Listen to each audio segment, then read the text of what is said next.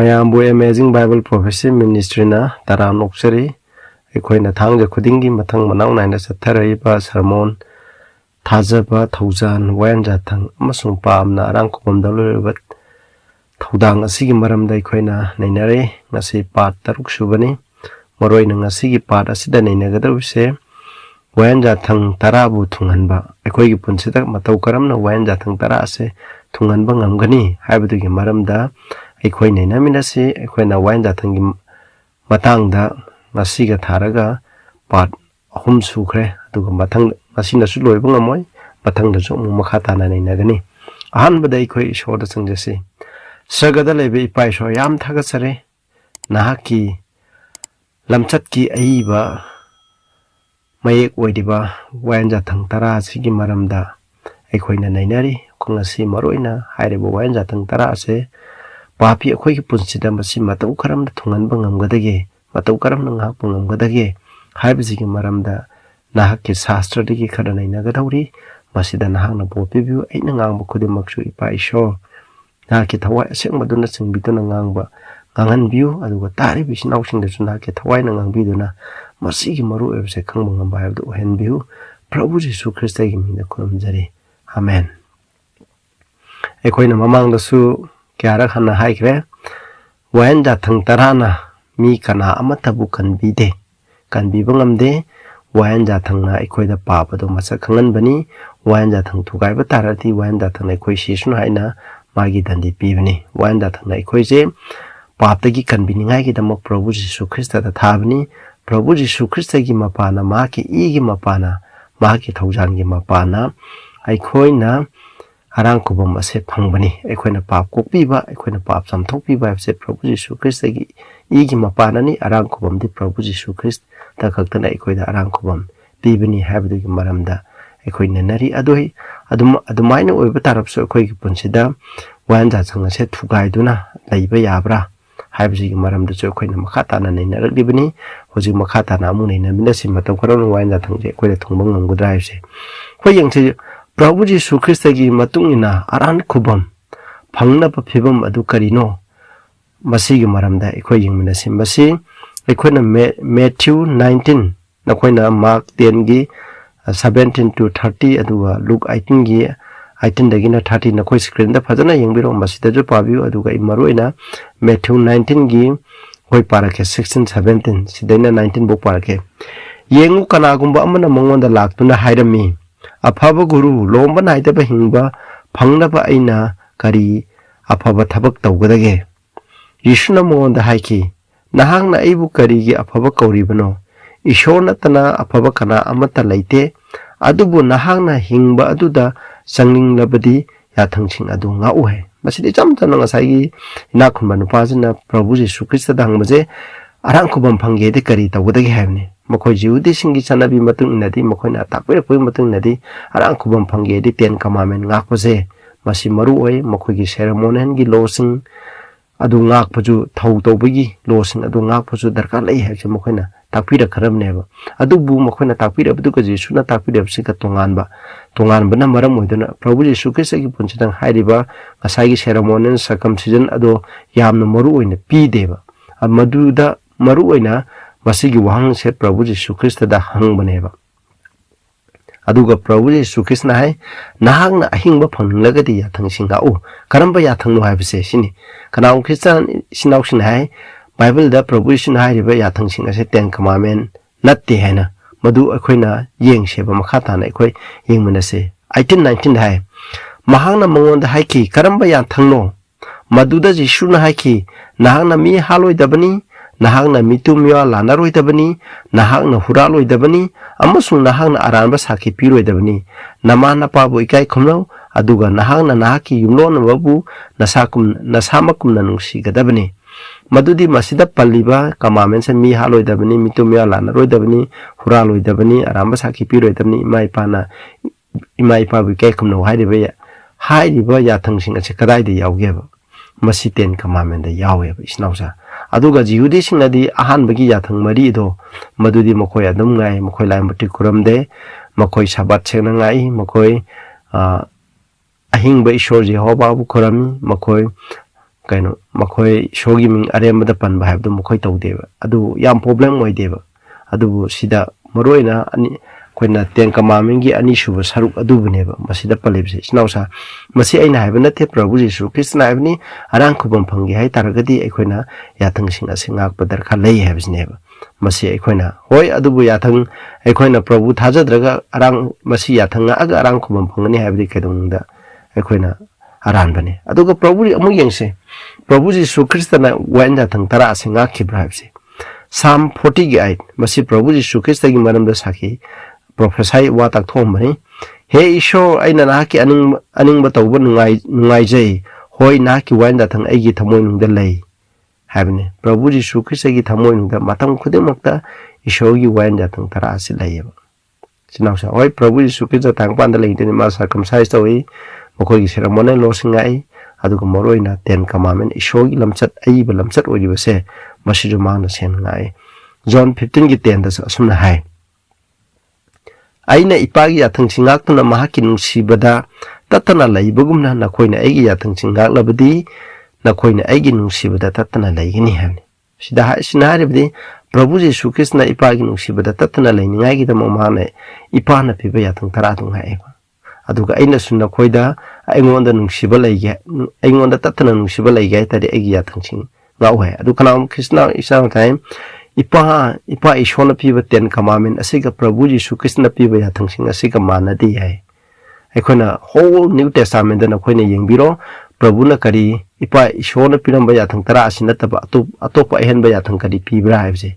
nungsina baibni yathang tara asida maroina yawrida nungsina baibni hore makha tana su koina neira kanebe yengmina seba samane ko ipa ishona piba yathang prabhu ne piba yathang makoini amatani khenaba kari shu leite ipa ishona prabhu jesu na hamni aina masagi aning batau balak panate ipagi aning batau balak pan hamni ipagi aning batau hanbadi mi khudimok se pap to riba khoje pap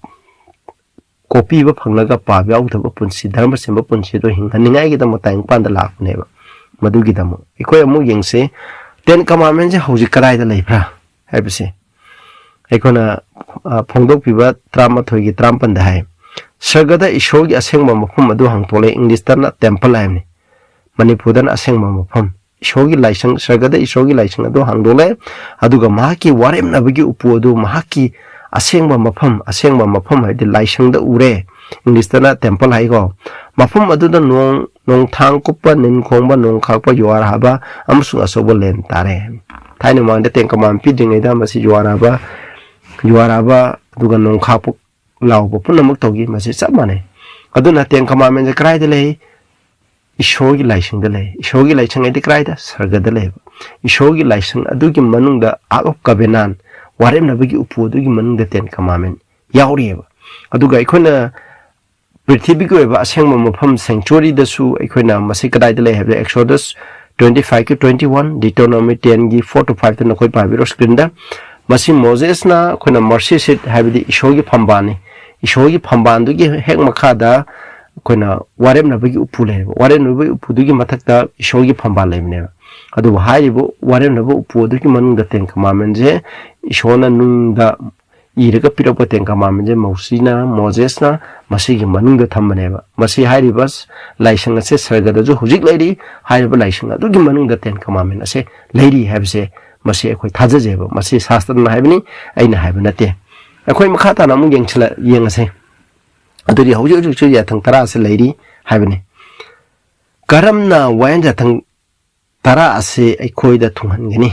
haidi papi eikhoina eikhoigi punsda wayen yathang ase karamna mapung phahan laga karamna illaga leigini haibase masi karamba mina masi ngakpung ngani haibde eikoi yengna se Romeo nipangi 1-2 verse 1-2 da khoi pamina se English ka de manipuda khara manade ko wanda maram aduna hojik paaki matung ina sataduna sida paaki matung ina habni aduga English tana haksangi matung ina habni haksangi matung ina saladi paap tore aduna paaki matung ina sat haksangi matung ina sat samane matung ina sataduna thawai gi matung ina satpa Krista Jesu da laiba mi singi dama aranba tanba leite habni haidi koina thawai gi matung ina satlaga haksangi matung ina sataduna Prabhu Jesu Krista thajara laiba mi sing aduda aranba tanba leite habdi wayen jathangna pap to mi do wayen jathangna sisno ina maran sibneba adubu ꯑꯩꯈꯣꯏꯅ ꯍꯛꯆꯥꯡꯒꯤ ꯃꯇꯨꯡ ꯏꯟꯅ ꯆꯠꯇ꯭ꯔꯕ ꯄ꯭ꯔꯚꯨ ꯖꯤꯁꯨ ꯈ꯭ꯔꯤꯁꯇꯒꯤ ꯃꯇꯨꯡ ꯏꯟꯅ ꯆꯠꯂ ꯍꯛꯆꯥꯡꯒꯤ ꯃꯇꯨꯡ ꯏꯟꯅ ꯆꯠꯇ꯭ꯔꯗꯤ ꯄꯥꯞ ꯇꯧꯗ꯭ꯔꯦ ꯄꯥꯞ ꯍꯥꯏꯕꯗꯤ ꯀꯩꯅꯣ ꯋꯥꯌꯦꯟ ꯖꯥꯊꯪ ꯊꯨꯒꯥꯏꯕꯅꯤ ꯋꯥꯌꯦꯟ ꯖꯥꯊꯪ ꯊꯨꯒꯥꯏꯗ꯭ꯔꯦ ꯍꯥꯏꯕꯅꯦꯕ ꯍꯛꯆꯥꯡꯒꯤ ꯃꯇꯨꯡ ꯏꯟꯅ ꯊꯋꯥꯏꯒꯤ ꯃꯇꯨꯡ ꯏꯟꯅ ꯆꯠꯄ ꯇꯥꯔꯒꯗꯤ ꯉꯁꯥꯏꯒꯤ ꯋꯥꯌꯦꯟ ꯖꯥꯊꯪ 10 ꯑꯗꯨ ꯊꯨꯡꯉꯦꯕ ꯑꯗꯨꯅ ꯃꯔꯝ ꯑꯣꯏꯗꯨꯅ ꯋꯥꯌꯦꯟ ꯖꯥꯊꯪꯗꯣ ꯊꯨꯡꯂꯕꯅꯤ ꯋꯥꯌꯦꯟ ꯖꯥꯊꯪꯅ ꯑꯩꯈꯣꯏꯕꯨ ꯃꯔꯥꯟ ꯁꯤꯕꯗꯣ ꯂꯩꯇ꯭ꯔꯦ ꯍꯥꯏꯕꯅꯤ ꯁꯤꯗ verse 2ꯗ ꯃꯔꯝꯗꯤ ꯈ꯭ꯔꯤꯁꯇ ꯖꯤꯁꯨꯒꯤ ꯃꯄꯥꯟꯅ ꯍꯤꯡꯕ ꯄꯤꯕ ꯊꯋꯥꯏꯒꯤ ꯋꯥꯌꯦꯟ ꯖꯥꯊꯪꯅ ꯑꯩꯕꯨ ꯄꯥꯞꯀꯤ ꯑꯃꯁꯨꯡ ꯁꯤꯕꯒꯤ ꯋꯥꯌꯦꯟ ꯖꯥꯊꯪꯗꯒꯤ ꯏꯅꯤꯡ ꯇꯝꯍꯜꯂꯦ ꯍꯥꯏꯗ ꯃꯁꯤꯗ ꯀꯅꯥꯒꯨꯝꯕ ꯃꯤꯁꯤꯅ verse 2ꯁꯦ ꯍꯥꯏꯕ ꯃꯇꯝꯗ ꯂꯣꯁꯦ ꯃꯈꯜ ꯑꯅꯤ ꯂꯩ ꯃꯗꯨꯗꯤ law of the spirit ꯍꯥꯏꯕ ꯑꯃ ꯑꯗ law of sin ꯍꯥꯏꯕ ꯑꯃ ꯃꯁꯤ ꯂꯩꯇꯦ ꯆꯞ ꯃꯥꯟꯅꯩ ꯃꯁꯤ ꯑꯃꯠꯇꯅꯤ 10 commandments law of spirit ꯀꯅꯥꯒꯨꯝꯕꯅ 10 commandments ꯑꯁꯤꯕꯒꯤ ꯋꯥꯌꯦꯟ ꯖꯥꯊꯪꯅꯤ ꯍꯥꯏ ꯑꯗꯨꯒ ꯀꯅꯥꯒꯨꯝꯕꯅ ꯑꯩꯈꯣꯏꯅ ꯄ꯭ꯔꯚꯨ ꯖꯤꯁꯨ ꯈ꯭ꯔꯤꯁꯇꯅ ꯄꯤꯕ ꯌꯥꯊꯪ ꯑꯁꯦ ꯃꯁꯤꯅ ꯑꯍꯤꯡꯕꯒꯤ ꯌꯥꯊꯪꯅꯤꯅ ꯍꯥꯏ ꯃꯁꯤ ꯀꯩꯁꯨ ꯂꯩꯇꯦ ꯃꯔꯝꯗꯤ ꯀꯩꯅꯣꯗꯤ ꯋꯥꯌꯦꯟ ꯊꯋꯥꯏ ꯑꯁꯦꯡꯕꯅ ꯑꯩꯈꯣꯏꯗ ꯂꯩꯕ ꯃꯇꯝꯗ ꯉꯁꯥꯏꯒꯤ ꯋꯥꯌꯦꯟ ꯖꯥꯊꯪ 10 ꯑꯁꯤ ꯏꯜꯍꯜꯂꯦꯕ ꯊꯋꯥꯏꯒꯤ ꯃꯇꯨꯡ ꯏꯟꯅ ꯆꯠꯂꯗꯤ ꯏꯜꯂꯦꯕ ꯍꯛꯆꯥꯡꯒꯤ ꯃꯇꯨꯡ ꯏꯟꯅ ꯆꯠꯄ ꯃꯤꯁꯤꯡꯅ ꯋꯥꯌꯦꯟ ꯖꯥꯊꯪꯁꯤ ꯏꯟꯗ꯭ꯔꯕꯅꯤꯅ ꯋꯥꯌꯦꯟ ꯖꯥꯊꯪꯅ ꯑꯩꯈꯣꯏ ꯁꯤꯁꯅꯨ ꯍꯥꯏꯅ ꯃꯔꯥꯟ ꯁꯤꯔꯦ ꯄꯥꯞ ꯇꯧꯔꯦꯕ ꯋꯥꯌꯦꯟ ꯖꯥꯊꯪ ꯏꯟꯗꯕ ꯍꯥꯏꯕꯗꯤ ꯄꯥꯞ ꯇꯧꯔꯦꯕ ꯃꯗꯨꯅꯤ ꯃꯁꯤꯗ ꯃꯔꯨꯑꯣꯏꯅ ꯍꯥꯏꯁꯦ ꯃꯁꯤꯒꯤ ꯃꯔꯝꯗꯁꯨ ꯅꯣꯡꯃ ꯐꯖꯅ ꯅꯩꯅꯁꯤ ꯑꯗꯨꯒ ꯃꯈꯥ ꯇꯥꯅ ꯑꯃꯨꯛ ꯌꯦꯡꯃꯤꯟꯅꯁꯤ ꯈꯔ ꯁꯝꯅꯕ ꯌꯦꯡꯁꯤꯀꯣ ꯑꯩ ꯁꯔꯃꯣꯟꯁꯦ ꯌꯥꯝꯅ ꯌꯥꯔꯤꯉꯩꯗꯤ ꯍꯣꯏ ꯄꯨꯡꯒꯥꯏ ꯑꯃꯗ ꯂꯣꯏꯁꯤꯟꯕꯅꯤꯅ ꯍꯣꯏ ꯉꯁꯤꯒꯤ ꯋꯥꯂꯧꯕ ꯁꯔꯨꯛꯇꯨꯅ ꯃꯊꯪꯗ ꯑꯃꯨꯛ ꯆꯠꯊꯒꯅꯤ verse 4 verse ꯑꯩꯈꯣꯏꯅ 3-4 ꯑꯃꯨꯛ ꯌꯦꯡꯁꯤ ꯃꯔꯝꯗꯤ ꯋꯥꯌꯦꯟ ꯖꯥꯊꯪ ꯑꯗꯨ ꯍꯛꯆꯥꯡꯗ ꯁꯣꯟꯕ ꯃꯔꯝꯅ ꯋꯥꯌꯦꯟ ꯖꯥꯊꯪꯅ ꯇꯧꯕ ꯉꯝꯗꯕ ꯑꯗꯨ ꯏꯁꯣꯔꯅ ꯃꯁꯥꯃꯛꯀꯤ ꯃꯆꯥ ꯅꯤꯄꯥꯕꯨ ꯄꯥꯞ ꯆꯦꯟꯕ ꯍꯛꯆꯥꯡꯒꯤ ꯃꯑꯣꯡꯗ ꯑꯃꯁꯨꯡ ꯄꯥꯞꯀꯤꯗꯃꯛ ꯊꯥꯕꯤꯔꯛꯇꯨꯅ ꯄꯥꯞꯄꯨ ꯍꯛꯆꯥꯡꯗ ꯑꯔꯥꯟꯕ ꯇꯥꯍꯜꯂꯦ ꯍꯥꯏꯕꯅꯤ ꯃꯁꯤꯅ ꯍꯥꯏꯕꯗꯤ ꯋꯥꯌꯦꯟ ꯖꯥꯊꯪ ꯍꯥꯏꯗꯤ ꯑꯩꯈꯣꯏꯗꯤ ꯁꯣꯟꯕꯅ ꯃꯔꯝ ꯑꯣꯏꯗꯨꯅ ꯋꯥꯌꯦꯟ ꯖꯥꯊꯪ ꯍꯥꯏꯕꯗꯨ ꯏꯟꯕ ꯉꯝꯗ꯭ꯔꯦꯕ ꯍꯛꯆꯥꯡꯅ ꯁꯣꯟꯕꯅ ꯃꯔꯝ ꯑꯣꯏꯗꯅ ꯍꯥꯏꯕꯗꯤ ꯍꯛꯆꯥꯡ ꯌꯥꯅꯤꯡꯕ ꯇꯧꯕꯗꯨꯅ ꯃꯔꯝ ꯑꯣꯏꯗꯨꯅ ꯑꯩꯈꯣই ꯋꯥꯌꯦꯟ ꯖꯥꯊꯪꯅ ꯇꯧꯕꯗꯣ ꯉꯝꯗ꯭ꯔꯦꯕ ꯑꯗꯨ ꯉꯝꯗꯕꯒꯤꯗꯃꯛ ꯏꯁꯣꯔꯅ ꯀꯩꯗꯧꯋꯦꯕ ꯃꯍꯥꯛꯀꯤ ꯃꯆꯥꯅꯨꯄꯥꯁꯦ ꯑꯩꯈꯣꯏ ꯃꯤꯑꯣꯏꯕꯒꯤ ꯑꯩꯈꯣꯏꯅ ꯄꯥꯞ ꯆꯦꯟꯕ ꯍꯛꯆꯥꯡ ꯍꯥꯏꯗꯤ ꯄꯥꯞꯀꯤ ꯏꯊꯤꯜ ꯂꯩꯕ ꯍꯛꯆꯥꯡ ꯑꯃꯗ ꯃꯥ ꯊꯥꯔꯛꯈꯤꯕ ꯑꯗꯨꯒ ꯃꯍꯥꯛꯅ ꯄꯥꯞ ꯑꯩꯈꯣꯏ ꯃꯤꯒ ꯆꯞ ꯃꯥꯟꯅꯅ ꯄ꯭ꯔꯚꯨꯅ ꯍꯤꯡꯂꯒ ꯃꯍꯥꯛꯀꯤ ꯄꯨꯟꯁꯤꯗ ꯄꯥꯞ ꯑꯗꯣ ꯃꯍꯥꯛꯀꯤ ꯄꯨꯟꯁꯤꯗ ꯃꯥꯒꯤ ꯍꯛꯆꯥꯡꯅ ꯄꯥꯞ ꯑꯗꯨ ꯇꯧꯗꯦꯕ ꯍꯥꯏꯗꯤ ꯏꯁꯣꯔꯅ ꯍꯥꯏꯕꯗꯨ ꯏꯜꯂꯤ ꯍꯥꯏꯕꯅꯤ ꯑꯗꯨꯅ ꯀꯅꯥꯒꯨꯝꯕ ꯃꯤꯁꯤꯅ ꯃꯁꯤ ꯚꯔꯁꯁꯦ ꯂꯥꯟꯅ ꯁꯣꯟꯕ ꯌꯥꯏ ꯃꯔꯝꯗꯤ ꯑꯩꯈꯣꯏꯅ ꯏꯟꯕ ꯉꯝꯗꯕꯒꯤꯗꯃꯛ ꯄ꯭ꯔꯚꯨꯅ ꯂꯥꯛꯄꯅꯤ ꯄ꯭ꯔꯚꯨꯅ ꯑꯩꯈꯣꯏꯒꯤ ꯃꯍꯨꯠ ꯁꯤꯟꯗꯨꯅ ꯏꯟꯕꯤꯈ꯭ꯔꯦꯅ ꯃꯁꯤ ꯑꯔꯥꯟꯕꯅꯤꯀꯣ ꯄ꯭ꯔꯚꯨꯅ ꯑꯩꯈꯣꯏꯒꯤꯗꯃꯛ ꯃꯍꯨꯠ ꯁꯤꯟꯗꯨꯅ ꯋꯥꯌꯦꯟ ꯖꯥꯊꯪ 10 ꯑꯁꯤ ꯏꯟꯕꯤꯕ ꯇꯥꯔꯒꯗꯤ ꯑꯩꯈꯣꯏ ꯍꯧꯖꯤꯛ ꯄꯥꯞ ꯇꯧꯕ ꯌꯥꯔꯤꯕ꯭ꯔꯕ ꯃꯗꯨꯗꯤ ꯁꯨꯡꯌꯥ ꯌꯥꯔꯣꯏꯀꯣ ꯁꯨꯡꯌꯥ ꯌꯥꯗꯦ ꯏꯁꯣꯔꯅ ꯄꯥꯞ ꯇꯧꯕꯁꯤ ꯌꯥꯗꯦꯕ ꯃꯔꯝꯗꯤ ꯄ꯭ꯔꯚꯨꯅ ꯑꯩꯈꯣꯏꯒꯤꯗꯃꯛ ꯏꯟꯕꯤꯕ ꯅꯠꯇꯦꯕ ꯑꯩꯈꯣꯏꯅ ꯀꯔꯝꯅ ꯏꯟꯒꯅꯤ ꯍꯥꯏꯕꯗꯨ ꯄ꯭ꯔꯚꯨꯅ ꯇꯥꯛꯄꯅꯦꯕ ꯄ꯭ꯔꯚꯨꯅ ꯏꯟꯕ ꯍꯥꯏꯕꯁꯤꯗꯤ ꯑꯩꯈꯣই ꯃꯤꯄꯨꯝ ꯈꯨꯗꯤꯡꯃꯛꯅ ꯋꯥꯌꯦꯟ ꯖꯥꯊꯪꯒꯤ ꯗꯔꯀꯥꯔ ꯂꯩꯕꯗꯨ ꯄꯤꯕ ꯉꯝꯗꯕꯗꯣ ꯃꯗꯨ ꯄ꯭ꯔꯚꯨꯒꯤ ꯄꯨꯟꯁꯤꯅ ꯏꯜꯂꯒ ꯋꯥꯌꯦꯟ ꯖꯥꯊꯪꯒꯤ ꯗꯔꯀꯥꯔ ꯂꯩꯕꯗꯨ ꯄꯤꯕꯅꯦꯕ ꯑꯩꯈꯣꯏꯒꯤ ꯃꯍꯨꯠ ꯁꯤꯟꯗꯨꯅ ꯄꯤꯕꯅꯦꯕ ꯃꯗꯨꯒꯤꯗꯃꯛ ꯄꯤꯅꯉꯥꯏꯒꯤꯗꯃꯛꯅꯦꯕ ꯃꯗꯨꯅ ꯑꯩꯈꯣꯏꯅ ꯀꯥꯎꯒꯨꯝꯁꯤ ꯑꯗꯨꯒ ꯃꯔꯤꯗ ꯌꯦꯡꯁꯤꯀꯣ ꯃꯔꯤꯁꯤ ꯌꯥꯝ ꯃꯔꯨ ꯑꯣꯏꯔꯦ ꯁꯤꯗꯀꯣ ꯃꯗꯨꯗꯤ ꯋꯥꯌꯦꯟ ꯖꯥꯊꯪꯒꯤ ꯇꯧꯐꯝ ꯊꯣꯛꯄ ꯑꯗꯨ ꯄꯥꯞꯀꯤ ꯃꯇꯨꯡ ꯏꯟꯅ ꯆꯠꯇꯗꯨꯅ ꯄꯥꯞꯀꯤ ꯃꯇꯨꯡ ꯏꯟꯅꯗꯤ ꯍꯛꯆꯥꯡꯒꯤ ꯃꯇꯨꯡ ꯏꯟꯅ ꯆꯠꯇꯗꯨꯅ ꯊꯋꯥꯏꯒꯤ ꯃꯇꯨꯡ ꯏꯟꯅ ꯆꯠꯄ ꯑꯩꯈꯣꯏꯗ ꯊꯨꯡꯅꯅꯕꯅꯤ ꯍꯥꯏꯕꯅꯤ ꯃꯗꯨꯅ ꯃꯁꯤꯅ ꯇꯥꯛꯏꯕꯗꯤ ꯋꯥꯌꯦꯟ ꯖꯥꯊꯪꯁꯦ ꯑꯩꯈꯣꯏꯒꯤ ꯄꯥꯄꯤ ꯑꯩꯈꯣꯏꯒꯤ ꯄꯨꯟꯁꯤꯗ ꯀꯔꯝꯅ ꯋꯥꯌꯦꯟ ꯖꯥꯊꯪꯁꯤ ꯏꯟꯕ ꯉꯝꯒꯗꯒꯦ ꯀꯔꯝꯅ ꯑꯩꯈꯣꯏꯒꯤ ꯄꯨꯟꯁꯤꯗ ꯋꯥꯌꯦꯟ ꯖꯥꯊꯪꯁꯤ ꯊꯨꯡꯍꯟꯕ ꯉꯝꯒꯗꯒꯦ ꯍꯥꯏꯕ ꯇꯥꯔꯒꯗꯤ ꯑꯩꯈꯣꯏꯅ ꯍꯛꯆꯥꯡꯒꯤ ꯃꯇꯨꯡ ꯏꯟꯅ ꯆꯠꯇ꯭ꯔꯕ ꯍꯛꯆꯥꯡꯒꯤ ꯃꯇꯨꯡ ꯏꯟꯅ ꯆꯠꯂꯒꯗꯤ ꯄꯥꯞ ꯇꯧꯔꯦꯕ ꯄꯥꯞ ꯇꯧꯕ ꯍꯥꯏꯕꯗꯤ ꯋꯥꯌꯦꯟ ꯖꯥꯊꯪꯗꯣ ꯊꯨꯒꯥꯏꯔꯦꯕ ꯏꯁꯅꯥꯎꯁꯥ ꯑꯗꯨꯒꯤ ꯃꯇꯨꯡ ꯏꯟꯅ ꯆꯠꯇ꯭ꯔꯕ ꯑꯩꯈꯣꯏꯅ ꯊꯋꯥꯏ ꯑꯁꯦꯡꯕꯅ ꯑꯩꯈꯣꯏꯒꯤ ꯊꯃꯣꯏꯗ ꯍꯥꯏꯕꯤꯕꯗꯣ ꯃꯗꯨꯒꯤ ꯃꯇꯨꯡ ꯏꯟꯅ ꯆꯠꯄ ꯇꯥꯔꯒꯗꯤ ꯑꯩꯈꯣꯏꯅ ꯋꯥꯌꯦꯟ ꯖꯥꯊꯪꯁꯦ ꯄꯥꯄꯤ ꯑꯩꯈꯣꯏꯒꯤ ꯄꯨꯟꯁꯤꯗ ꯊꯨꯡꯍꯜꯂꯦꯕ ꯄ꯭ꯔꯚꯨ ꯖꯤꯁꯨ ꯈ꯭ꯔꯤꯁꯇꯒꯤ ꯃꯄꯥꯟꯅ ꯊꯋꯥꯏ ꯑꯁꯦꯡꯕꯗꯨꯒꯤ ꯃꯄꯥꯟꯅ ꯑꯩꯈꯣꯏꯅ ꯊꯨꯡꯍꯜꯂꯦꯕ ꯑꯩꯈꯣꯏꯅ ꯃꯈꯥ ꯇꯥꯅ ꯑꯃꯨꯛ ꯌꯦꯡꯁꯤꯀꯣ ꯏꯁꯅꯥꯎꯁꯥ ꯑꯗꯨꯅ ꯋꯥꯌꯦꯟ ꯖꯥꯊꯪ ꯀꯃꯥꯏꯅ ꯊꯨꯡꯍꯟꯒꯅꯤ ꯑꯩꯈꯣꯏꯅ ꯍꯛꯆꯥꯡꯒꯤ ꯃꯇꯨꯡ ꯏꯟꯅ ꯆꯠꯇ ꯇꯥꯔꯦ ꯑꯩꯈꯣꯏꯅ ꯍꯛꯆꯥꯡꯒꯤ ꯑꯩꯈꯣꯏꯒꯤ ꯍꯛꯆꯥꯡꯒꯤ ꯏꯟꯗ꯭ꯔꯤꯁꯤꯡꯅ ꯄꯥꯞ ꯇꯧꯅꯤꯡꯉꯥꯏꯒꯤꯗꯃꯛ ꯃꯇꯝ ꯈꯨꯗꯤꯡꯃꯛꯇ ꯉꯥꯡꯗꯨꯅ ꯂꯩꯕ ꯃꯗꯨꯒꯤ ꯃꯇꯨꯡ ꯏꯟꯅ ꯆꯠꯇꯕ ꯑꯗꯨꯒꯤ ꯏꯁꯣꯔꯒꯤ ꯊꯋꯥꯏ ꯑꯁꯦꯡꯕꯗꯨꯅ ꯍꯥꯏꯕꯗꯨꯒꯤ ꯃꯇꯨꯡ ꯏꯟꯅ ꯑꯩꯈꯣꯏꯅ ꯆꯠꯀꯗꯕꯅꯦꯕ ꯑꯩꯈꯣꯏꯅ ꯑꯃꯨꯛ ꯋꯥꯌꯦꯟ ꯖꯥꯊꯪꯁꯦ ꯀꯔꯝꯕ ꯃꯤꯗ ꯊꯨꯡꯍꯟꯒꯦ ꯍꯥꯏꯕꯗꯣ ꯔꯣꯃꯤꯌꯣ 13ꯒꯤ 8-10ꯗ ꯑꯃꯨꯛ ꯑꯩꯈꯣꯏ ꯌꯦꯡꯁꯤ ꯑꯃꯅ ꯑꯃꯕꯨ ꯅꯨꯡꯁꯤꯕꯒꯤ ꯂꯃꯟ ꯇꯣꯟꯕ ꯅꯠꯇꯅ ꯃꯤ ꯀꯅꯥ ꯑꯃꯠꯇꯒꯤ ꯂꯃꯟ ꯇꯣꯟꯒꯅꯨ ꯃꯔꯝꯗꯤ ꯑꯇꯣꯞꯄ ꯃꯤꯕꯨ ꯅꯨꯡꯁꯤꯕ ꯃꯍꯥꯛꯗꯨꯅ ꯋꯥꯌꯦꯟ ꯖꯥꯊꯪꯕꯨ ꯊꯨꯡꯍꯜꯂꯦ ꯋꯥꯌꯦꯟ ꯖꯥꯊꯪꯁꯤꯡꯗꯤ ꯅꯍꯥꯛꯅ ꯃꯤꯇꯨꯝ ꯃꯤꯋꯥ ꯂꯥꯟꯅꯔꯣꯏꯗꯕꯅꯤ ꯅꯍꯥꯛꯅ ꯃꯤ ꯍꯥꯠꯂꯣꯏꯗꯕꯅꯤ ꯅꯍꯥꯛꯅ ꯍꯨꯔꯥꯜꯂꯣꯏꯗꯕꯅꯤ ꯅꯍꯥꯛꯅ ꯑꯔꯥꯟꯕ ꯁꯥꯈꯤ ꯄꯤꯔꯣꯏꯗꯕꯅꯤ ꯅꯍꯥꯛꯅ ꯀꯔꯥꯝꯂꯣꯏꯗꯕꯅꯤ ꯑꯗꯨꯒ ꯑꯇꯣꯞꯄ ꯌꯥꯊꯪ ꯂꯩꯔꯕꯗꯤ ꯍꯥꯏꯔꯤꯕ ꯑꯁꯤꯗ ꯁꯨꯞꯂꯕꯅꯤ ꯅꯍꯥꯛꯅ ꯅꯍꯥꯛꯀꯤ ꯌꯨꯝꯂꯣꯟꯅꯕꯕꯨ ꯅꯁꯥꯃꯛꯀꯨꯝꯅ ꯅꯨꯡꯁꯤꯒꯗꯕꯅꯤ ꯅꯨꯡꯁꯤꯕꯅ ꯌꯨꯝꯂꯣꯟꯅꯕꯗ ꯐꯠꯇꯕ ꯇꯧꯗꯦ ꯃꯔꯝ ꯑꯗꯨꯅ ꯅꯨꯡꯁꯤꯕꯅ ꯋꯥꯌꯦꯟ ꯖꯥꯊꯪꯕꯨ ꯊꯨꯡꯍꯜꯂꯤ ꯏꯅꯥꯎꯁꯥ ꯃꯁꯤꯅ ꯍꯥꯏꯕꯗꯤ ꯑꯩꯈꯣꯏꯅ ꯏꯁꯣꯔꯕꯨ ꯅꯨꯡꯁꯤꯔꯒ ꯑꯩꯈꯣꯏꯅ ꯀꯩꯔꯣꯜ ꯂꯩꯀꯥꯏꯕꯨ ꯅꯨꯡꯁꯤꯕ ꯇꯥꯔꯒꯗꯤ ꯌꯥꯊꯪ 10 ꯑꯁꯤ ꯑꯩꯈꯣꯏꯒꯤ ꯄꯨꯟꯁꯤꯗ ꯊꯨꯡꯍꯜꯂꯕꯅꯦꯕ ꯃꯁꯤꯅ ꯍꯥꯏꯔꯤꯕ ꯃꯁꯤꯗ ꯄꯤꯔꯤꯕꯁꯦ ꯃꯔꯨꯑꯣꯏꯅ ꯃꯁꯤ ꯔꯣꯃꯤꯌꯣꯒꯤ 13ꯒꯤ 8-10ꯗ ꯄꯤꯔꯤꯕꯁꯦ ten commandment gi ani shuba saruk neba akoina manga dagina tara phawdu neba akoina kairo lekai bu shamakum nungsiu haibse nungshiragadi makoida phataba toroi mitumela na ba huran ba oida ngang ba sigum amata tawroiba koina isho nungshiragadi aham gi yathang mari do khoina ngakani isho nungshiragadi lai muti khuramoi ishogi mingare mada paloi ishogi pothabna mi sena ngakaneba akoina kairo lekai nungshiragadi akon bagi yathang trusing ngakaneba masina haibadi akoina yathang tara jinga khai tardi nungsi ba haibse akoina laigidabneba nungsi ba je kanadagi lai Prabhu Jesu Christ dagi lai ipa isho dagi lai ipa isho na khoibu nungsiba gi dam Prabhu Jesu Christ pibiraga ma ki nungsiba da khoida uthokpiba Prabhu na su ai khoi gi dam thawai cross thawai thabiraga nungsiba da ulleba aduna isnausa aduna Prabhu na ai khoibu nungsiba utkaramna Prabhu na khoida haje khoi amaga maga nungsino aina na khoida nauba thangma pidi adudi na khoi amaga maga nungsino haje khoida nungsina ba lai ragadi waina thang tu eba khoina isho nungse Prabhu nungsiragadi yathang ahamba yathang mari du ngakne masini aduna kanaguma misina tenka mame maita aramba oidaba kyamrum ngangduna yathang akpa darka laiti laiti habje haeba kariguma yathang akpa darka laitradi akhoi nungsiba darka laiti habne akhoi ishobu nungsira roidabni akhoi karo lekai bu nungsira roidabni habne aduna te Christian haibajidi prithibida kwaidigi minungsi sauba ishobu chu yamna nungsiba aduga akhoi gi karo lekai da leba isinausing bu chu yamna nungsiba mi oigidamne ba masigi nungsiba je karigi mapana phangani akoina isho nungsiba lairagadi ngasai yathang sing do mathanda ngaksaramane ba adubu yathang ngakta yade haibigi wakhalda masi arankhubam phangnangai gidam yathang ngakta yade haibigi wakhalda ti leiba yade madu di aran bani akoina Prabhu bu nungsiu ahan ba yathang mani ngakni karole ka bu nungsiradi akon ba yathang mari sha ngakne adu Romeo 5:5 da haije thawai asengba adugi mapana ikhoigi thamoida ishona mahaki nungsiba hitabire ishona khoi thamoida nungsibje khoi thamoida nungsibje karamna lahen bra habda thawai asengbudu lae thawai asengbudu na ishogi nungsibdo khoi thamoida hitare khoi thamoida nungsiba laigiragadi kedawa isho su nungsirani karo lekhai su nungsirane ba aduna thawai asengbuje ju yamna maru we isnausa amu ikhona Galatian 5:14 16 to 18 de khoi amu yengjigo maramdi wa asida waina thang apumbo mapung phai nahana naki yumlo na bubu na sama kumna nungsi gadabni sagi duni anjana ai har roge tratuk te ingche adubu aina hari madu di thawai gi mapana salu adu oirabdi na khoina hakchangi apamba du thunghalaroi thawai gi mapana thawai seng baduna haibi gi matu ina satardi ai khoi gi hakchangi apamba je masigi matu ina salaroi ba hakchangi apamba gi matu ina salpatarade ai khoina pap to ne yathung tara se thugairane ba aduna di thawai gi matu ina salpa misina di yathung hakchangi apamba do Satre aduna yathang thugaidreba maramdi hakchangi apambaduna thawai bu yengne thawai gi apambaduna hakchang bu yengne maramdi makhoina tawningba adu tawdanaba makhoi amaga mayongne habe maramdi thawai sengbana matang khudingda pap tawdringai gi haigneba adubu akhoi gi hakchangna matang khudingda thawai gi mayokta leiduna haibadi pap tongai gi dam haigneba makhoini janum tona tinaba yaroi bisnausa aduna khoi punsidadi thawai na joy oiraga namtharaga hakchangya pamba singdo namtharaga khoina hingadabneba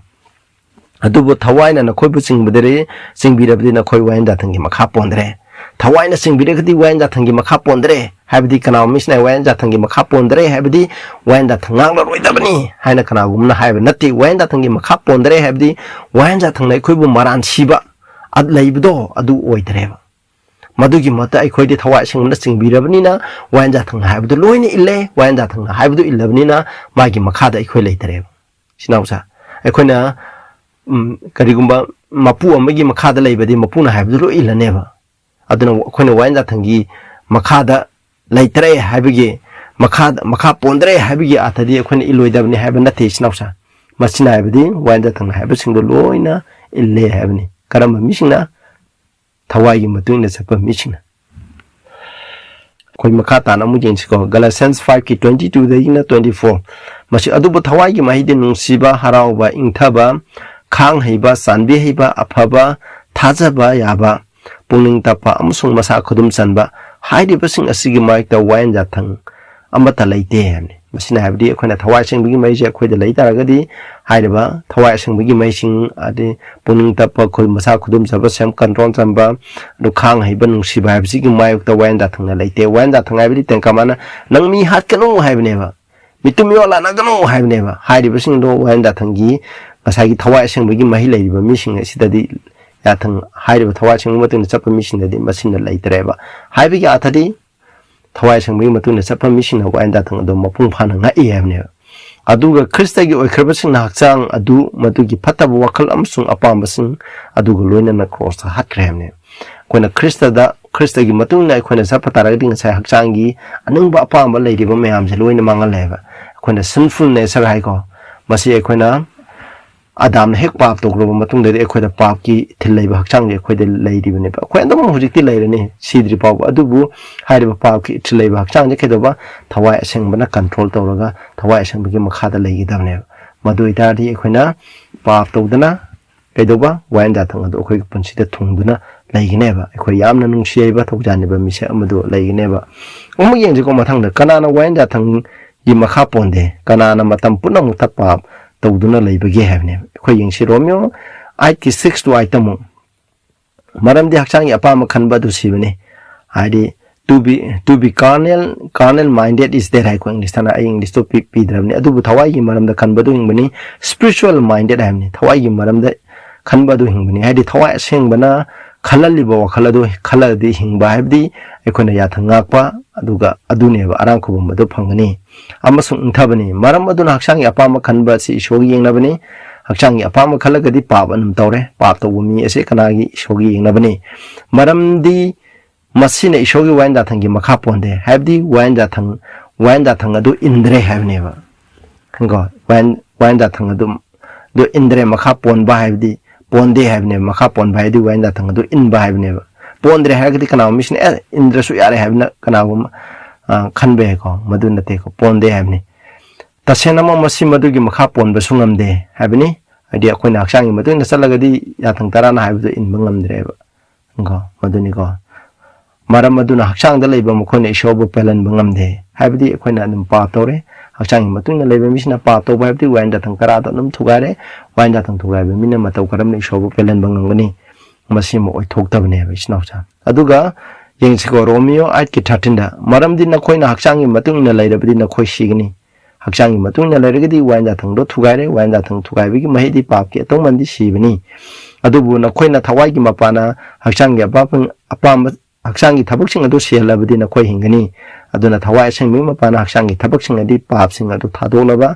thadohalagadi pap to handragadi ekoi lom banai da bapunchi adu phangane ba masi khudum kanagi mapana no Prabhu Jesu Christ gi mapana Galatians 5 ki 19 to 21 ko ari kanana pap to duna leibagi haiba matamda khoi masi di paragum ji ko masi da tawje Galatians 9 21 da haje hakchang gi matung na tawbo mising aduna pap adum taw haimne hakchang gi matung na matung inba hakchang gi ba thabak sing adu di masi da pale mito mela na ba nupa nu pilana ba seng da bulu da balam cha lai mutila pa hika be ka paloi de khana chaina ba mai hongna sawa to khai ta na da ba na pak ta na ba mi hat pa loi sida pali ba hakchang gi thabak sing gi leine masida pali ba hakchang gi Galatians 5 ki 19 na 21 da pali ba hakchang gi apa hakchang gi thabak tori ba khuduma ase kaino pap to wa haibne ba now sa 10 commandment thugai ba se 10 commandment pa wa ba se kaino am pak sawe cham na khoina yathang tara sigi asukmate pak saw kore Prabhu Jesu Christ na yam sandong na hai kre ba aduga masina 21 da haije hauji aina na khoida hari madudi asiguma thabaksing asi tawba mi makhaina ishogi ning thaulaba adu phangloi habne habidi wayan da thang thugai ba pap ki thabaksing tawba haksangi matungna satpa misina arankhubam supang phangloi habne adu tari sinau sing kana misina takpi ba yathang ngakpuna khoina arankhubam phangloi habje masidi lale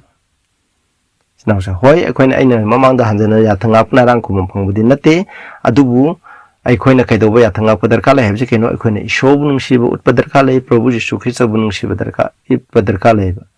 aduga aikoigi thamoida matang kudingda thawai aseng baduna laigidabane thawai aseng baduna laibiraba taragadi thawai aseng baduna haiba in taragadi hakchangya pamba singdo loina manghalaga manghangrani aduga aikoina kari ilani mathanta maranaina wainda thang tarado adum induna lairamane ba masini ko isnausa koina matang kudingda aikoina kawridabase aduna aina aroibda ngasigi di matang sito losilasi makhata na mathang dal kani aduna matau karam na koina wainda thang tara se thunghan gadege haiba taragade aikoina hakchangi matungna ꯆꯠꯇꯗꯨꯅ ꯑꯩꯈꯣꯏꯅ ꯊꯋꯥꯏ ꯑꯁꯦꯡꯕꯗꯨꯅ ꯍꯥꯏꯕꯤꯕꯗꯨꯒꯤ ꯃꯇꯨꯡ ꯏꯟꯅ ꯆꯠꯂꯒꯗꯤ ꯑꯩꯈꯣꯏꯅ ꯋꯥꯌꯦꯟ ꯌꯥꯊꯪ ꯇꯔꯥꯁꯦ ꯑꯩꯈꯣꯏꯒꯤ ꯄꯨꯟꯁꯤꯗ ꯃꯄꯨꯡ ꯐꯥꯅ ꯊꯨꯡꯂꯒꯅꯦꯕ ꯑꯩꯈꯣꯏꯅ ꯄ꯭ꯔꯚꯨ ꯌꯤꯁꯨ ꯈ꯭ꯔꯤꯁꯇꯕꯨ ꯅꯨꯡꯁꯤꯔꯕ ꯑꯩꯈꯣꯏꯒꯤ ꯀꯩꯔꯣꯜ ꯂꯩꯀꯥꯏꯕꯨ ꯅꯨꯡꯁꯤꯕ ꯇꯥꯔꯒꯗꯤ ꯑꯩꯈꯣꯏꯅ ꯃꯊꯟꯇ ꯋꯥꯌꯦꯟ ꯌꯥꯊꯪ ꯇꯔꯥꯁꯦ ꯏꯜꯂꯒꯅꯦꯕ ꯑꯗꯨꯕꯨ ꯑꯩꯈꯣꯏꯗ ꯅꯨꯡꯁꯤꯕꯁꯦ ꯀꯅꯥꯅ ꯄꯣꯔꯛꯏ ꯍꯥꯏꯕꯗ ꯊꯋꯥꯏ ꯑꯁꯦꯡꯕꯗꯨꯅ ꯑꯩꯈꯣꯏꯒꯤ ꯊꯃꯣꯏꯗ ꯍꯩꯙꯕꯤꯕꯅꯦꯕ ꯄꯨꯝꯅꯃꯛ ꯑꯁꯦ ꯀꯔꯤꯒꯤ ꯃꯄꯥꯟꯅ ꯐꯪꯏ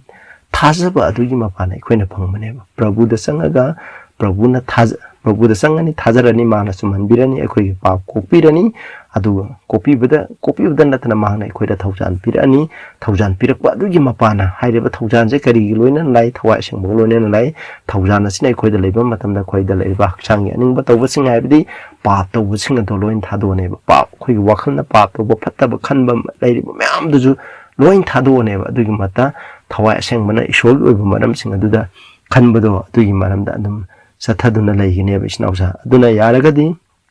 ꯃꯁꯤꯒꯤ ꯁꯔꯃꯣꯟ ꯁꯦꯔꯤꯁꯁꯦ ꯅꯈꯣꯏꯅ ꯑꯍꯥꯟꯕ ꯃꯤ ꯇꯥꯕ ꯑꯣꯏꯔꯒꯗꯤ ꯄꯥꯔꯠ 1ꯗꯒꯤꯅ ꯑꯩꯈꯣꯏꯅ ꯃꯇꯪ ꯃꯅꯥꯏꯅꯅ ꯑꯩꯈꯣꯏꯅ 1 2 ꯑꯗꯨꯒ ꯉꯁꯤ 6ꯅꯤ ꯃꯁꯤ ꯐꯥꯎꯁꯦ ꯃꯇꯪ ꯃꯅꯥꯎ ꯅꯥꯏꯅ ꯆꯤꯊꯗꯨꯅ ꯇꯥꯕꯤꯌꯨ ꯏꯆꯤꯟꯅꯥꯎꯁꯥ ꯑꯗꯨꯒ ꯐꯖꯅ ꯈꯪꯒꯅꯤ ꯑꯩꯈꯣꯏꯅ ꯃꯈꯥ ꯇꯥꯔꯛꯄꯗꯁꯨ ꯑꯩꯈꯣꯏꯅ ꯒꯂꯥꯁꯤꯌꯟꯁ ꯑꯩꯈꯣꯏꯅ 5ꯒꯨꯝꯕ ꯒꯂꯥꯁꯤꯌꯟꯁ 3ꯒꯨꯝꯕ ꯗ ꯏꯔꯤꯕ ꯑꯗꯨꯒ 2 Corinthians 3ꯗꯒꯨꯝꯕ ꯏꯕ ꯃꯔꯝꯗꯤ ꯋꯥꯌꯦꯟ ꯌꯥꯊꯪꯁꯤꯗꯤ ꯂꯣꯏꯈ꯭ꯔꯦ ꯑꯗꯨ ꯇꯧꯈ꯭ꯔꯦ ꯍꯥꯏꯕꯗꯨꯒꯤ ꯃꯔꯝꯗ ꯆꯃꯝꯅꯕ ꯂꯩꯔꯤꯕ ꯃꯌꯥꯝ ꯆꯃꯝꯅꯕ ꯇꯥꯛꯏꯕ ꯃꯌꯥꯝꯗꯣ ꯈ꯭ꯔꯤꯁꯇꯥꯟꯁꯤꯡꯅ ꯑꯩꯈꯣꯏꯅ ꯋꯥꯌꯦꯟ ꯌꯥꯊꯪꯁꯦ ꯑꯩꯈꯣꯏꯅ ꯍꯧꯖꯤꯛ ꯏꯟꯕ ꯂꯩꯇ꯭ꯔꯦꯒ ꯍꯥꯏꯔꯤꯕ ꯃꯌꯥꯝꯗꯣ ꯃꯗꯨꯒꯤ ꯃꯔꯝꯗ ꯑꯩꯈꯣꯏꯅ ꯃꯈꯥ ꯇꯥꯅ ꯅꯩꯅꯖꯦꯕ ꯏꯆꯤꯟꯅꯥꯎꯁꯥ ꯑꯩꯈꯣꯏꯅ ꯃꯇꯝ ꯈꯨꯗꯤꯡꯗ ꯑꯩꯈꯣꯏ ꯄ꯭ꯔꯚꯨ ꯌꯤꯁꯨ ꯈ꯭ꯔꯤꯁꯇꯕꯨ ꯅꯨꯡꯁꯤꯁꯤ ꯏꯆꯤꯟꯅꯥꯎꯁꯥ ꯊꯋꯥꯏ ꯑꯁꯦꯡꯕꯗꯨꯅ ꯑꯩꯈꯣꯏꯒꯤ ꯊꯃꯣꯏꯗ ꯂꯩꯕꯤꯔꯕꯗ ꯄ꯭ꯔꯚꯨꯒꯤ ꯅꯨꯡꯁꯤꯕꯗꯨꯅ ꯑꯩꯈꯣꯏꯗ ꯂꯩꯕꯤꯔꯕ ꯃꯇꯝꯗ ꯑꯩꯈꯣꯏꯒꯤ ꯄꯨꯟꯁꯤꯗ ꯃꯊꯟꯇ ꯋꯥꯌꯦꯟ ꯌꯥꯊꯪ ꯑꯁꯦ ꯂꯣꯏꯅ ꯏꯟꯖꯔꯝꯃꯒꯅꯤ ꯑꯩꯈꯣꯏꯗ ꯅꯨꯃꯤꯠ ꯈꯨꯗꯤꯡꯒꯤ ꯏꯁꯣꯔꯉꯣꯟꯗ ꯄ꯭ꯔꯚꯨꯗ ꯆꯪꯖꯔꯒ ꯃꯥꯒꯤ ꯊꯋꯥꯏ ꯑꯁꯦꯡꯕꯗꯣ ꯄꯤꯕꯤꯔꯒ ꯃꯥꯒꯤ ꯊꯋꯥꯏ ꯑꯁꯦꯡꯕꯗꯨꯅ ꯑꯩꯈꯣꯏꯒꯤ ꯊꯃꯣꯏꯗ ꯉꯥꯡꯍꯟꯕꯤꯌꯨ ꯍꯥꯏꯅ ꯑꯩꯈꯣꯏꯅ ꯍꯥꯏꯖꯒꯗꯕꯅꯤ ꯃꯥꯒꯤ ꯊꯋꯥꯏ ꯑꯁꯦꯡꯕꯗꯨꯅ ꯊꯃꯣꯏꯗ ꯉꯥꯡꯕꯤꯕ ꯑꯩꯈꯣꯏꯒꯤ ꯊꯃꯣꯏꯗ ꯉꯥꯡꯕꯤꯕꯗꯣ ꯑꯗꯨ ꯑꯗꯨꯝ ꯏꯟꯖꯒꯦ ꯍꯥꯏꯒꯗꯕꯅꯤ ꯊꯋꯥꯏ ꯑꯁꯦꯡꯕꯗꯨꯅ ꯑꯩꯈꯣꯏꯒꯤ ꯊꯃꯣꯏꯗ ꯉꯥꯡꯕꯤꯕꯗꯣ ꯑꯗꯨꯝ ꯏꯟꯕ ꯇꯥꯔꯗꯤ ꯃꯊꯟꯇ ꯑꯩꯈꯣꯏꯅ ꯁꯨꯀꯟ ꯈꯟꯗꯕꯤꯗ ꯋꯥꯌꯦꯟ ꯌꯥꯊꯪ ꯇꯔꯥꯁꯦ ꯑꯩꯈꯣꯏꯒꯤ ꯄꯨꯟꯁꯤꯗ ꯂꯣꯏꯅ ꯊꯨꯡꯉꯝꯃꯅꯤ ꯑꯩꯈꯣꯏꯅ ꯏꯁꯣꯔꯕꯨꯁꯨ ꯅꯨꯡꯁꯤꯔꯅꯤ ꯀꯩꯔꯣꯜ ꯂꯩꯀꯥꯏꯕꯨꯁꯨ ꯅꯨꯡꯁꯤꯔꯅꯤ ꯑꯗꯨꯅ ꯇꯥꯕꯤꯔꯤꯕ ꯃꯤꯄꯨꯝ ꯈꯨꯗꯤꯡꯃꯛꯄꯨ ꯏꯁꯣꯔꯅ ꯕꯣꯔ ꯄꯤꯕ ꯑꯣꯏꯁꯅꯨ ꯑꯅꯧꯕ ꯃꯤ ꯑꯣꯏꯔꯒꯗꯤ ꯆꯦꯅꯦꯜ ꯑꯁꯤꯕꯨ ꯅꯈꯣꯏꯅ ꯁꯕꯁꯀ꯭ꯔꯥꯏꯕ ꯇꯧꯕꯤꯌꯨ ꯑꯗꯨꯒ ꯁꯤꯌꯔ ꯇꯧꯕꯤꯌꯨ ꯅꯈꯣꯏꯅ ꯈꯪꯅꯤꯡꯕ ꯇꯣꯄꯤꯛ ꯂꯩꯕ ꯇꯥꯔꯒꯁꯨ ꯑꯩꯉꯣꯟꯗ ꯍꯪꯕꯤꯔꯛꯎ ꯃꯊꯪ ꯃꯅꯥꯎ ꯅꯥꯏꯅ ꯑꯩꯈꯣꯏꯅ ꯇꯣꯄꯤꯛ ꯈꯨꯗꯤꯡꯃꯛ ꯐꯖꯅ ꯕꯥꯏꯕꯜꯗꯒꯤ ꯅꯩꯅꯃꯤꯟꯅꯁꯦ ꯄ꯭ꯔꯚꯨ ꯌꯤꯁꯨ ꯈ꯭ꯔꯤꯁꯇꯅ ꯂꯥꯛꯄꯗ ꯑꯁꯨꯛꯀꯤ ꯃꯇꯤꯛ ꯏꯆꯤꯟꯅꯥꯎꯁꯥ ꯅꯛꯈ꯭ꯔꯦ ꯑꯗꯨꯅ ꯑꯩꯈꯣꯏꯅ ꯕꯥꯏꯕꯜꯒꯤ ꯑꯆꯨꯝꯕꯁꯦ ꯑꯩꯈꯣꯏꯅ ꯆꯦꯠꯅ ꯄꯥꯏꯁꯤ ꯗꯤꯅꯣꯃꯤꯅꯦꯁꯟꯒꯤ ꯈꯦꯠꯅꯕ ꯊꯝꯒꯨꯝꯁꯤ ꯑꯩꯈꯣই ꯕꯥꯏꯕꯜꯅ ꯇꯥꯛꯄꯤꯕꯗꯨꯒꯤ ꯃꯇꯨꯡ ꯑꯩꯈꯣꯏꯅ ꯆꯠꯃꯤꯟꯅꯁꯤ ꯍꯥꯏꯅ ꯃꯌꯥꯝꯗ ꯍꯥꯏꯖꯔꯤ ꯇꯥꯕꯤꯕ ꯈꯨꯗꯤꯡꯗ ꯃꯄꯥꯟ ꯅꯥꯏꯗꯕ ꯕꯣꯔ ꯑꯗꯨ ꯄ꯭ꯔꯚꯨ ꯌꯤꯁꯨ ꯈ꯭ꯔꯤꯁꯇꯅ ꯄꯤꯕꯤꯁꯅꯨ ꯄ꯭ꯔꯥꯊꯅꯥ ꯇꯧꯃꯤꯟꯅꯁꯤ ꯁꯔꯒꯗ ꯂꯩꯕ ꯏꯄꯥ ꯌꯥꯝ ꯊꯥꯒꯠꯆꯔꯦ ꯅꯍꯥꯛꯀꯤ ꯊꯧꯖꯥꯟꯗꯒꯤ ꯑꯩꯈꯣꯏꯒꯤ ꯄꯨꯟꯁꯤꯗ ꯋꯥꯌꯦꯟ ꯌꯥꯊꯪ ꯇꯔꯥꯁꯤ ꯀꯔꯝꯅ ꯏꯟꯒꯗꯒꯦ ꯍꯥꯏꯕ ꯃꯇꯝꯗ ꯑꯩꯈꯣꯏꯅ ꯅꯨꯡꯁꯤꯕꯁꯤ ꯂꯩꯔꯕ ꯃꯇꯝꯗ ꯊꯋꯥꯏ ꯑꯁꯦꯡꯕꯗꯨꯅ ꯑꯩꯈꯣꯏꯒꯤ ꯊꯃꯣꯏꯗ ꯄꯤꯛ ꯊꯟꯅ ꯂꯩꯔꯕ ꯃꯇꯝꯗ ꯊꯋꯥꯏ ꯑꯁꯦꯡꯕꯗꯨꯅ ꯍꯥꯏꯕ ꯏꯜꯂꯕ ꯃꯇꯝꯗ ꯍꯛꯆꯥꯡꯒꯤ ꯑꯅꯤꯡꯕ ꯑꯄꯥꯝꯕꯒꯤ ꯃꯇꯨꯡ ꯏꯟꯅ ꯆꯠꯇ꯭ꯔꯕ ꯃꯇꯝꯗ ꯏꯄꯥ ꯏꯁꯣꯔ ꯋꯥꯌꯦꯟ ꯌꯥꯊꯪ ꯑꯁꯤ ꯑꯩꯈꯣꯏꯒꯤ ꯄꯨꯟꯁꯤꯗ ꯃꯄꯨꯡ ꯐꯥꯅ ꯊꯨꯡꯍꯟꯕ ꯉꯝꯃꯤ ꯍꯥꯏꯕꯁꯦ ꯈꯪꯍꯟꯕꯤꯕ ꯑꯁꯤꯒꯤꯗꯃꯛ ꯊꯥꯒꯠꯆꯔꯤ ꯃꯁꯤꯕꯨ ꯏꯟꯕ ꯉꯝꯅꯤꯡꯉꯥꯏꯒꯤꯗꯃꯛ ꯊꯧꯖꯥꯟ ꯄꯤꯅꯕꯤꯌꯨ ꯇꯥꯔꯤꯕ ꯏꯆꯤꯟ ꯏꯅꯥꯎꯁꯤꯡꯗꯁꯨ ꯏꯄꯥ ꯏꯁꯣꯔ ꯌꯥꯝꯅ ꯐꯠꯇꯕ ꯄꯨꯟꯁꯤ ꯍꯧꯈꯤꯕ ꯄꯨꯟꯁꯤꯗ ꯅꯍꯥꯛꯅ ꯏꯟꯗꯕ ꯋꯥꯌꯦꯟ ꯌꯥꯊꯪ ꯊꯨꯒꯥꯏꯕ ꯃꯤ ꯀꯌꯥꯃꯔꯨꯝ ꯑꯣꯏꯔꯝꯕ ꯇꯥꯔꯒꯁꯨ ꯉꯁꯤ ꯀꯧꯕ ꯅꯨꯃꯤꯠ ꯑꯁꯤꯗꯒꯤ ꯅꯍꯥꯛꯅ ꯕꯣꯔ ꯄꯤꯕꯤꯗꯨꯅ ꯊꯧꯖꯥꯟ ꯄꯤꯕꯤꯗꯨꯅ ꯏꯄꯥ ꯅꯍꯥꯛꯀꯤ ꯅꯨꯡꯁꯤꯕꯗꯣ ꯃꯈꯣꯏꯒꯤ ꯊꯃꯣꯏꯗ ꯊꯝꯕꯤꯗꯨꯅ ꯏꯄꯥ ꯋꯥꯌꯦꯟ ꯌꯥꯊꯪ ꯑꯁꯤ ꯃꯄꯨꯡ ꯐꯥꯅ ꯏꯟꯕ ꯉꯝꯕ ꯍꯥꯏꯕꯗꯨ ꯑꯣꯏꯍꯟꯕꯤꯌꯨ ꯄ꯭ꯔꯚꯨ ꯌꯤꯁꯨꯒꯤ ꯃꯤꯡꯗ ꯈꯨꯔꯨꯝꯖꯔꯤ ꯑꯃꯦꯟ